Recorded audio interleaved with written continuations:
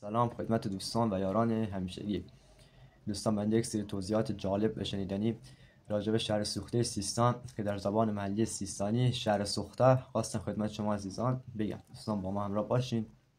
به نام خدا.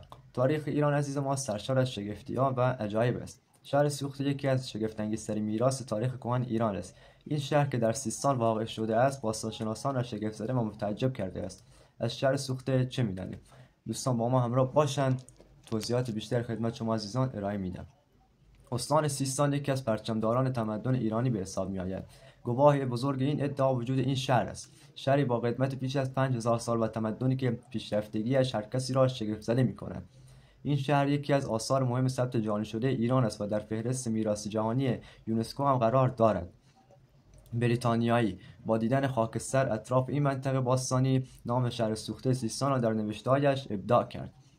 باستانشناسان با توجه به کاوش‌هایی که در این شهر انجام دادند فهمیدند که نام شهر سوخته زابل ارتباطی به نابودی آن ندارد. در تاریخ خود آتش‌سوزی گسترده‌ای را تجربه کرده است. در واقع وجود خاکستر در منطقه مسکونی این شهر ناشی از فعالیت گروه‌های صنعتگران در اطراف شهر بوده، اما آنچه که این تمدن را از بین برده است تغییرات اقلیمی گسترده و تغییر در ماهیت تجارت بوده است. این شهر در اولین بار در سال 1967 به صورت علمی مورد مطالعه قرار گرفت. گفته می شود کار مطالعه علمی روی شهر سوخته به حدود 400 سال زمان نیاز دارد. اسم اصلی شهر سوخته چیه؟ آقا خب شهر سوخته برای شهر سوخته چند تا اسم گذاشتن که من خدمت شما عزیزان میگم. این شهر سوخته با نام‌های مختلفی شناخته می شود، از جمله شهر هنر.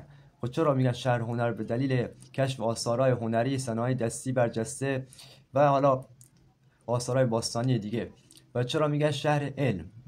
به خاطر یافته‌های علمی مهم و ویژه در حوزه پزشکی. یکی از نکات جالب درباره این منطقه عدم وجود برج و باروهای دفاعی در آن است که نشان دهنده تعامل مسالمت آمیز ساکنان با دیگر شهرها است. و همچنین نبود سلاح‌های جنگی در میان آثار کشف شده نیز بر این موضوع سهم می‌گذارد و به همین دلیل لقب شهر صلح نیز به آن داده شده است. دوستان من اگه بخوام اینو کامل بگم پست خیلی زیاد میشه. در پست بعدی خدمت شما عزیزان میگم. مخلص همتونم. یا علی مدد.